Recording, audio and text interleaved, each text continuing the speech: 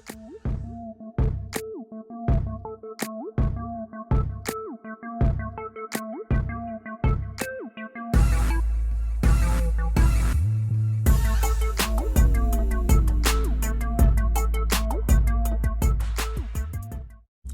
y'all, checking in after the craziest 4 days of flight attendant working. A crazy day of just stuff. One good thing happened today. The appraisal came back for $348,000, $3,000 above the sales price. Remember, y'all, I told y'all I was not worried. I was not worried. But it was just good. It was just so good to hear that, because I was like, I don't even know. I just need this to go smooth. So the house came in appraised at $348,000. That means they're gonna go into it with $3,000 in equity.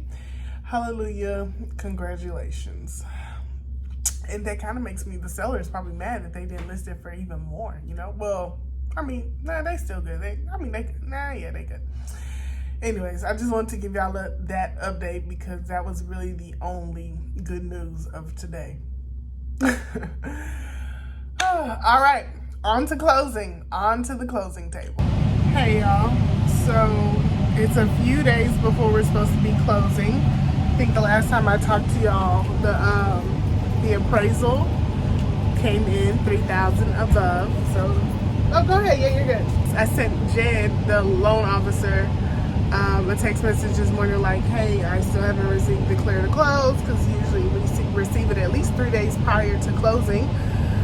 Like, are we on track? And that was like 3 hours ago, and he's like, stand by. And I'm like, well, I'm still standing by. So I just looked at my phone and still no response from Jed. So y'all, I'm like, oh goodness, please tell me we're getting this deal closed on time, like on time. Ashley's texting me, Ashley's buyer. She's like, are we good? Are we still closing? I'm like, I'm hoping so. Like, all of this, I hate this part of the transaction, because it's out of my hands. Like, I can't control anything other than making sure people stay on top of what they're supposed to be doing. So, let's say a prayer. And y'all should know in the next clip or two what's happening. But we need the clear to close. We need that. We need a close. So, y'all, as I land, I get a text message from the lender asking if we have a termite report. Like, what do we need a termite report for? And I guess this is something that the VA requires. And I'm like, well, I didn't know we needed a termite report. Did Ashley know? You know, did the buyers know they needed a termite report? And he kind of tried to whisper it. He's like, I think I kind of forgot to tell him. What do you mean you forgot? Like,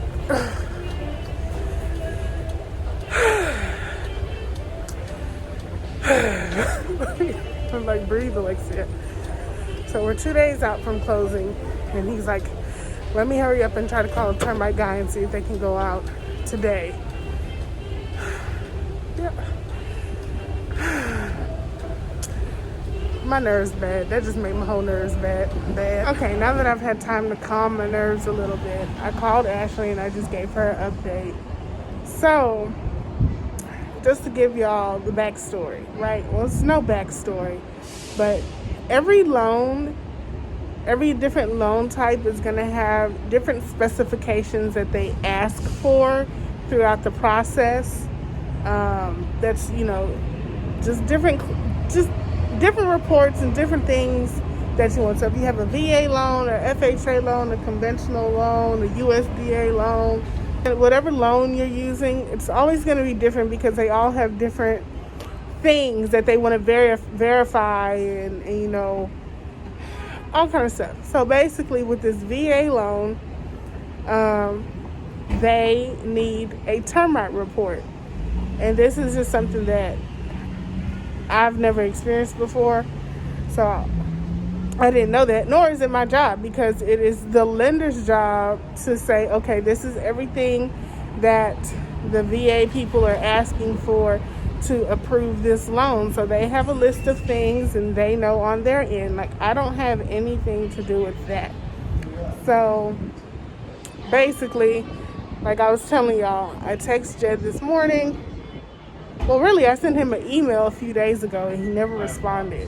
So I woke up this morning, it was the first thing on my mind, so I sent him a text message, and he finally got back to me, and he was like, oh yeah, I forgot. So it frustrated me a little bit, because when certain things are kind of like out of your control, or like if I would have just known, you know, like they needed that, we could have had that done a long time ago and not be sitting here waiting for Jed to now find somebody to do a termite inspection last minute. But it's all good, y'all. Ashley's, she's really fine, but she's a little annoyed because she wants to buy a car. There's a car that she wants, and I speak mostly about Ashley. It is a husband and wife buying the house, but I speak mostly in terms of Ashley throughout this whole vlog, because she's the one that I really do majority of the communication with. All of it, really. I don't even have her husband's phone number, so all the communication that I do with my buyers, I do through her and her husband communicating, and she comes back to me, and you know, whatever. So anyway, she was just like, she was like, I'm so frustrated. The car that I wanted, I guess some car. Sorry, y'all, somebody's phone was ringing. So she wants to buy a car, and as you all know, or if you don't know, when you are going through the process of buying a home, the last thing that you want to do is purchase anything via credit. You don't want to run your credit for anything else other than buying this. Okay, I interrupt the video to come to y'all live while I'm editing to finish what I was saying in that clip. My phone started ringing and I forgot to follow up with what I was saying. So there's this thing that we have in real estate called the 10 Commandments, right? Like when you're purchasing a home, of things you shall not do to ruin your loan. Let me read them to you. Thou shalt not change jobs, right? So to be approved for a loan, FHA, conventional, your most basic loans, the loans that most people use, you have to have 2 years on your job, or at least within the same field of work, right? They want to see 2 years of employment at your job. So I am a realtor and a flight attendant. I need to have at least 2 years of real estate work to show that income, or flight attendant work to show that income, right? Right, okay. Second one, thou shalt not buy a car, truck, boat unless you plan to live in it. That's funny, I'm reading it so I can remember, y'all. But while you're in the buying process, you don't want to do while you're in the buying process, you don't want to make any major credit purchases. Run your credit, period. Not for a credit card, not for a small loan, not for a car. And what I was saying in that clip was Ashley was pregnant and was wanting to trade in her smaller vehicle for a more family-sized vehicle. And she was planning on doing that, you know, after she bought the home. But because we were running so close and over on our closing date, she was getting anxious because the car that she wanted, you know, she couldn't find, and she found it, and then they sold it, and all kind of stuff. Anyways, so that is what I was saying. But let me just read off the other commandments to you. Thou shalt not max out your credit cards. Thou shalt not close any accounts. Thou shalt not spend your down payment. Do not spend your down payment money on anything else, because you're going to need that down payment money at closing. A lot of people, usually with the down payment, you pay your down payment in the beginning of a transaction. Your down payment during a real estate transaction gets paid at closing. You do pay some money up front, which is earnest fee, but earnest fee money isn't always the as high as a down payment amount. So do not spend your down payment money. Thou shalt not buy furniture or anything else before your loan closes. As far as like credit, you can use your cash. If you have extra cash, you can afford the furniture via cash, and go ahead, but don't go to a furniture store and open up a new account via your Social Security and credit. Thou shalt not become self-employed. Why? What was I just saying? Because you need 2 years of job history. So don't quit your job and go get a new job, because throughout the whole process, your credit is not only going to be ran one time, it's going to be run multiple times until you get those keys. So it needs to stay consistent with what they've seen in the beginning, or get better, not worse. Thou shalt not make any large undocumented deposits into your bank account. I think that's straight up. They need to see where your money is coming from. No random $10,000 worth of cash just popping up in your bank account. Like, that cannot happen. Y'all, thou shalt not shuffle your money around. Same thing. Don't be moving funds from one account to this account to this account. No, no, no, no. Like, you chill. Just chill. Let things stay. Unless this is something you've already had happening repetitively over a long amount of time so they can see that this is the normal. Don't start, taking chunks of money out, 15 days into your transaction and be like, oh, well, I need it. No, that don't matter. And thou shall not co-sign for anything for anyone. Okay? Back to the vlog. Y'all might see me again later though. All right, y'all. So it's the next day and things still are not going as planned for closing tomorrow. So I believe yesterday I was telling you all that we fumbled on getting the termite inspection done. But the lender went ahead and was having somebody go out today. Then he also updated me and let me know that he was waiting for the appraiser to get back with him with some updated documentation because something was wrong on some form. But I still haven't heard back from him today. It's a little frustrating. So I've contacted the title company and I'm waiting for them to email me back to see if they've even received any closing documents, because I need to go ahead and do an amendment to the contract if we're not going to be closing tomorrow, because the contract states that we're closing tomorrow. And at this point, it doesn't seem like that's going to be happening, right? Which that doesn't mean everything is, failing. It's just like, but you have to stay on top of contract dates and things of that sort. So yeah, we're just kind of waiting for that. And I'm also waiting for the listing agent to send me the leaseback information for how long that, did I mention that to y'all yesterday? The leaseback is basically, they are going to want to stay in the home a little bit longer post-closing, after the closing, right? So they're leasing the home back. That's what a leaseback is. So I'm waiting for her to send that information over as well. So really right now, I'm just waiting for people to be responsive, which is one of my biggest pet peeves, because I feel like unless I'm in the air and I ain't got Wi-Fi, I'm very responsive. I'm really quick with responding to text messages and emails and things of that nature. And everybody just doesn't have that trait. So it irks me a little bit, but hey. But yeah, so I'm hoping, today is Tuesday. I'm hoping we can have everything wrapped up and done by Friday at the latest. I don't want to go into another week with this at all. And I want my check, right? Because I don't get paid until closing. I think y'all know that. But yeah, that's where we're at. So fingers crossed that when I pop back up in this next slide or whatever, this next clip, I will be smiling with good news. Like, goodness gracious. Hey y'all. So we're checking in, and what was the last thing I told y'all? I think I was a little upset, which I'm still just not a happy camper. That closing was delayed because we dropped the ball on getting the termite inspection done on time, and then there were a few other things that the lender hadn't gotten completed yet.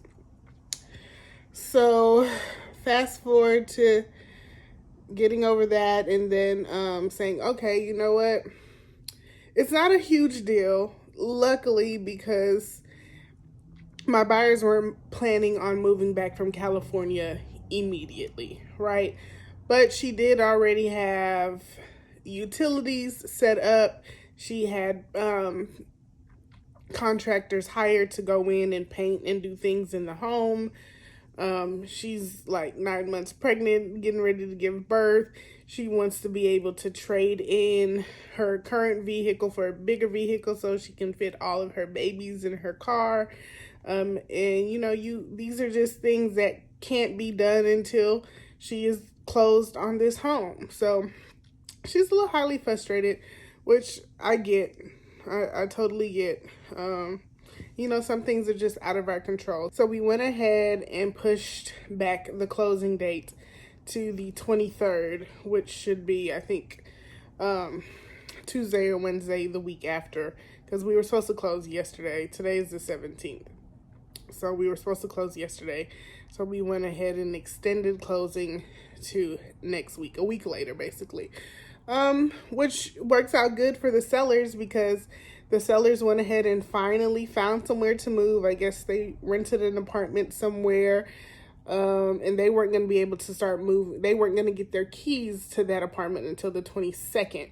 So hopefully now we don't have to do the lease back. They shouldn't really need any more time. Like, they just need to hire some movers, box up their stuff, and get about the house, because now you have that extra week and we don't have to do the lease back option that we were going to do.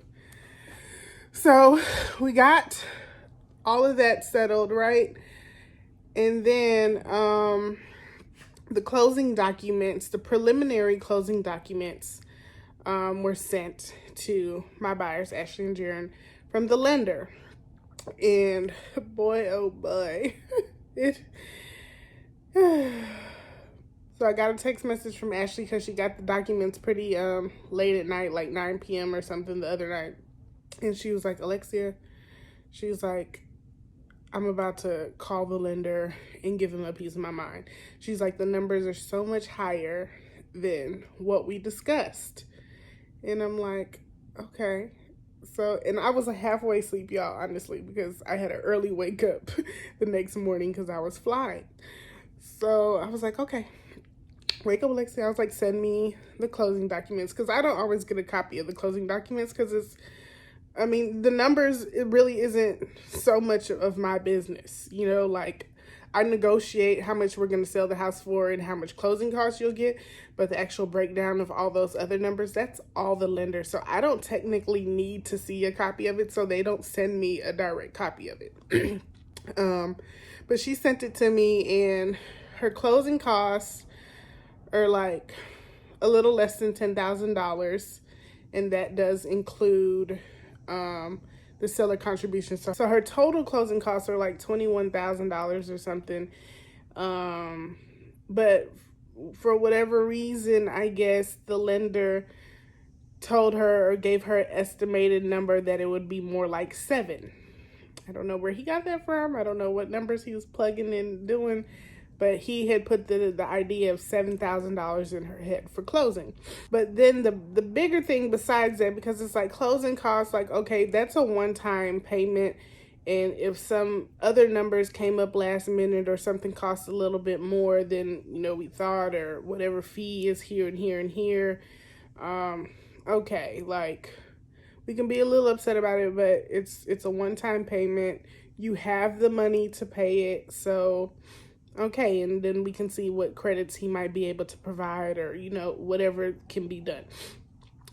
But the bigger issue was that we saw on the preliminary closing documents is that their monthly mortgage was like about almost $800 more than what she told him, you know, they were comfortable with. So I think she said, you know, they were comfortable between, you know, $1,600 to $1,800 max. The closing document said like $2,400. I was like, once again, I don't have nothing to do with them numbers. That's all the lender. But like, that's a massive red flag. Like, what is going on? Like, what is happening here? So, man, I'm trying to wipe the crust out my eyes and look through the little documents. Like, why is it this? So I fall upon the property taxes. And I don't know if I told y'all this in the beginning of this series with this home buyer, but they are both veterans, and they're disabled, and the husband is 100% disabled. So with that, you are exempt from paying 100% of your property taxes. That is a benefit. I don't know if it's a benefit to be disabled. I'm not saying that, but what comes with being a disabled veteran, there's a lot of benefit. Don't take this wrong, but it is a benefit of being a disabled veteran, because I can't think of no other word. Your property taxes are waived. He told them in the beginning that he would be able to get those taxes exempt on closing as well. Usually what happens, January of every new year rolls around and you do all your home exemptions and things of that nature. So that's what is usually supposed to happen. But there are ways to go about doing it during the closing process of buying the home. So while I'm looking through the documents, to get back to where we were, while I'm looking through the documents, the property taxes are listed under the escrow. And so what goes into your mortgage is your principal and interest and your escrow account. That's all. That's what makes up your total mortgage payment. So the principal and interest was like $1,400 or something, and then in their escrow was homeowners insurance and the property taxes. And the property taxes was like $700, y'all, a month. So it's like, I was like, okay, well, this is the number that needs to be deleted to get you back to a comfortable spot of what you wanted your monthly mortgage to be. So, long story short, well, none of my stories are short because I like to be detailed. But to the point of where we're at today, we still have not gotten the lender to say yes or no that these property taxes will be included in your monthly mortgage for now, which is highly frustrating. Highly frustrating. I'm just going to say that. So I've been calling, I have been texting, I have been emailing, and he's only been responsive to a few things, but he is not answering that one question that we need to know. Whether was this just a typo, and because they are preliminary closing documents, right? It's not the final. We haven't even received the final yet. But we just need to know, is this right or is this wrong? That's all, because my buyers need to have a peace of mind. Like, will they be able to afford this house or not? Like, the last thing I want to have to do is back out of this contract. Like, that is the last thing that I want to have to do. And I know that's the last thing that they want to have to do, because we have just made it this far. It hasn't been the easiest sale by no means. I mean, the whole pool and all that other stuff issues. But so I consulted my mentor in real estate, my mother, and I was like, okay, look, lady, this is what's going on. I am trying with all of me to be like the biggest and most professional person I can with the lender and not drag him for not being responsive. Because literally his office is 2 minutes down the street from my house. I could just go bang bang on the door and be like, what's good? But I'm not gonna do that. Like, I'm trying real hard, y'all, not to do that. So consulted mom, and she was like, you know what? To get you out of the middle of the situation, call the title company and let them know what's going on with the numbers in the closing documents, and get them to contact the lender and figure out if these numbers are going to be permanent or not. So I did that because I woke up to an email first thing this morning from them saying that, or a few hours ago, saying that they received closing documents. But once again, I still don't get a copy of that. So talk to Mentor in Real Estate, aka Mommy. And so then I went ahead and just called the title company. And I just, briefed them on what was going on with, the property taxes and all of that. And she, reinforced my thoughts on January and being able to do your exemptions.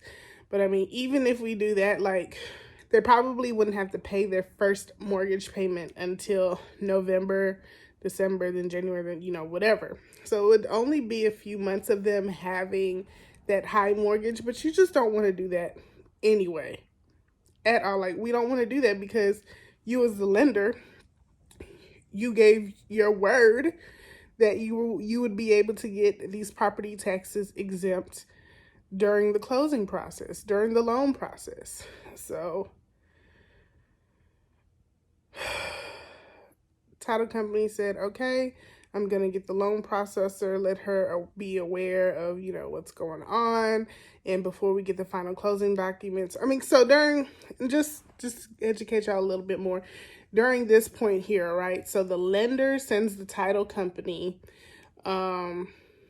their numbers that they currently have, their closing document numbers, and they go back and forth for how many ever times until all the numbers are correct from what they both believe the numbers should be, right?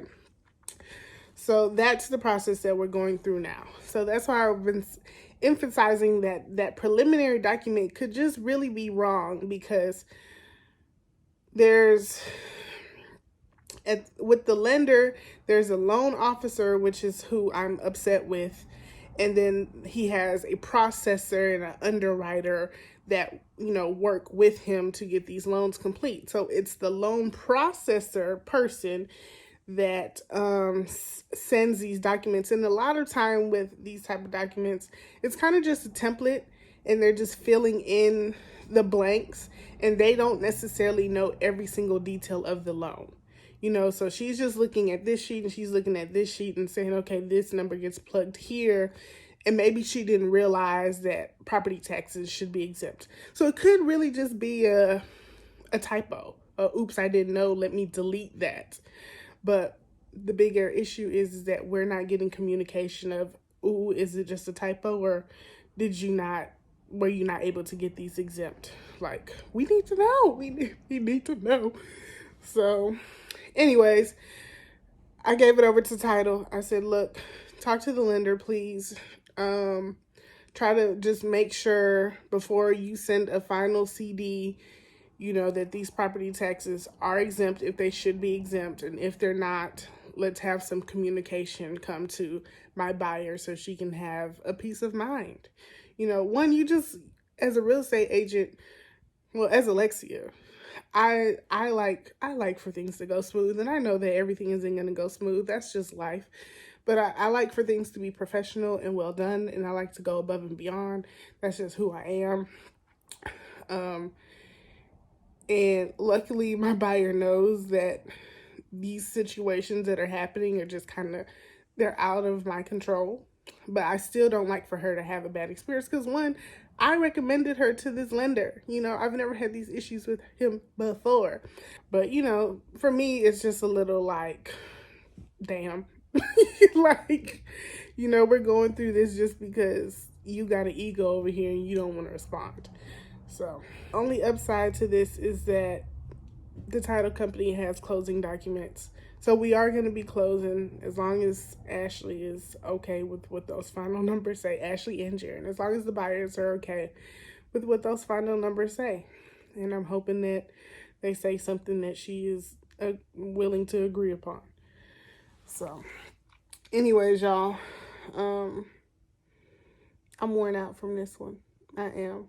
I'm glad. I have another one going on right now simultaneously, and I'm so glad that one has been easy. Like, I'm so glad, because I don't think I could deal with two. That would be driving me insane. So, I will see y'all on closing day or whatever, I guess. Or I need to go do a final walkthrough of hello everybody. So we are at the house now to do the final walkthrough. We're 2 days out from closing. It was 1 day, but now 2 days, which whatever. We had to get the termite inspection done. The inspection came back, said it needed to be treated, so they're coming back out today to treat the property. Then they can do the final closing, get the clear to close, and we'll close. I'm just waiting for Ashley to call me on the FaceTime so I can go inside, do the final walkthrough. And it's just, I mean, we're just looking at the house, making sure everything looks good. If we would have had any repairs done throughout the process, and this is when we would really be checking to see, you know, did the repairs get done, all of that type of stuff. But since we didn't have any repairs done now, and they just credited them for everything to be done afterwards, we're just walking through to see what the house looks like, make sure they, you know, have got majority of their belongings, or pretty much all of their belongings out of the house, and we can move forward. So yeah, let's go inside. Entering through the garage, it's the laundry room. I don't think y'all ever got like a full good tour of this house. So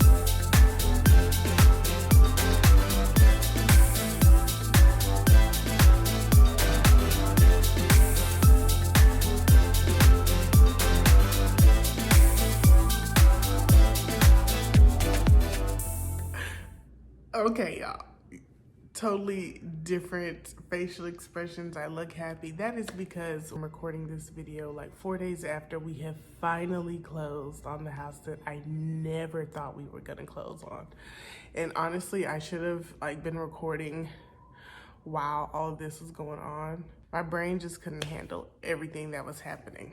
So after I went and did the walkthrough,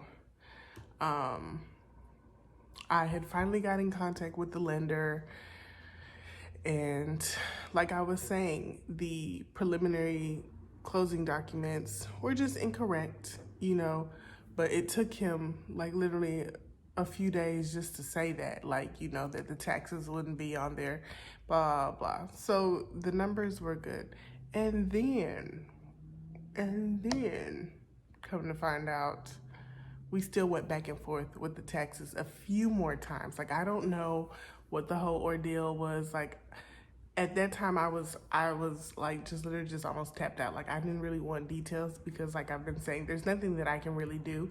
I was just like, just tell me when you get it fixed. Like, I don't want to know all the details of what the back and forth is. Just tell me when it's solid and done.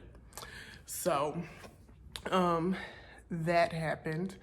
What else was going on? Oh yeah, so we had a really, really bad weather day in Houston, which caused a lot of rain. So the day, I believe, we were supposed to close Wednesday. Monday, they were doing things with the numbers. Tuesday, they closed the title company because of the weather.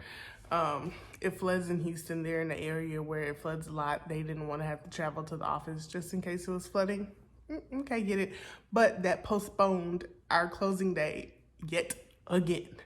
So, and there was still things just up in the air, y'all. It was just like the numbers were just up in the air, where we're gonna be able to get it done and all kind of things.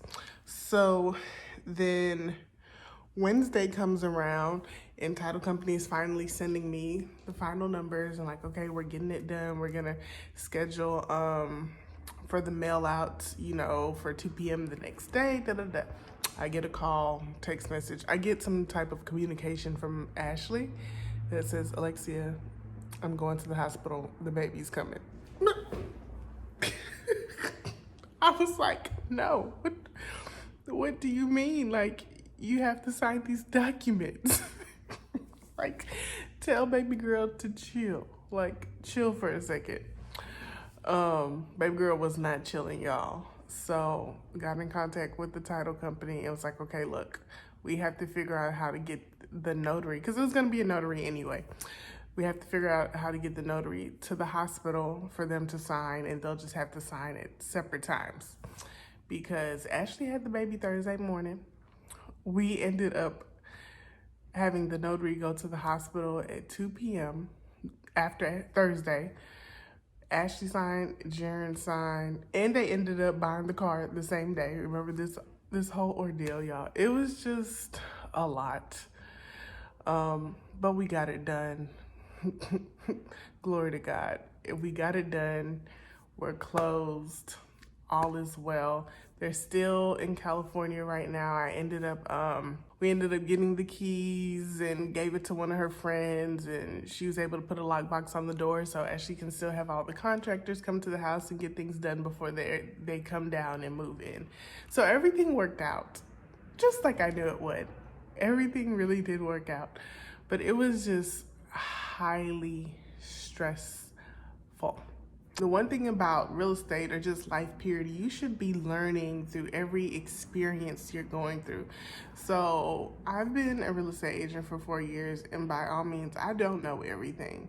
Everything should be a learning experience. I'm glad that I didn't just shut down and be like, oh my God, I can't do this. Like, that's not my personality at all anyway. But even through the frustrations, it was just kind of like, okay, well, let me take note of that. So next time I'll know. And y'all, I have to say that I don't think I've ever felt so accomplished after a transaction ever. Because I was like, girl, you did that. Like, we got it done. So I ordered their closing gift. It'll be in later. That was like literally the last thing on my mind. I'll post it on Instagram. If you don't follow me on Instagram, just make sure you go and follow me so you can see that I got them as a closing gift. I think that was all that I wanted to end this vlog with. Was we got the keys.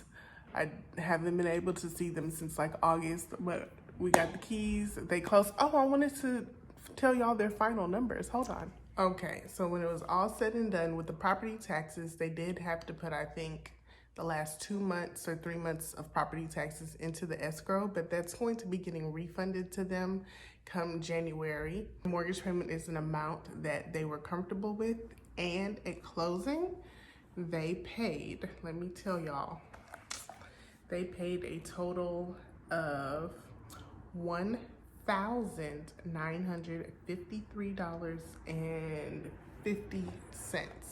That was their total amount that they brought to closing. So that includes, well, they were VA, so they didn't have any down payment, but the total closing cost on this home was almost like $20,000. So that includes their seller contributions of $13,000, the earnest money that they paid in the beginning. When you remember, when you are purchasing a home, especially if it's a resale home, you do 1% of the cost of the home. So they provided the title company with a check that was $3,420. That gets credited at closing as well. The $200 option fee, where we took the 7 or 10 days, how many ever days we did, to do our inspections, that gets credited at closing. Their property taxes from the seller. So when you're closing, the seller provides you with cash for their portion of the property taxes for the year. So they got credited with that, which was $6,035. The lender gave them $526 for something. I think that was for the appraisal, I think. So yeah, so at the end of the day, they only came out of pocket $1,953.20. for a whole brand new house that cost $345,000. So not only, I mean, they paid some things up front. So around about $5,000, and that is with a VA loan. So Ashley was really happy. She actually just texted me today. She was like, am I gonna get my check? I was like, girl, that's how, that was, you got, all of that got credited. She was thinking that $13,000 is gonna come to her bank account, like as in just cash. And I was like, no, remember, like, a reminder, y'all, she had just had a baby that morning. So clearly she was just signing documents and going on. She probably wasn't even listening to what she was signing, and I don't blame her. But yeah, we're done. We're done. We're done. So if you know anybody looking to buy, sell, lease, invest in Texas, in the Houston area, send them my way. I appreciate it. Until the next Houston House Hunters Houston. I think it's House Hunters Houston. Until the next House Hunters Houston edition, I will see y'all. Make sure you subscribe, like, and share.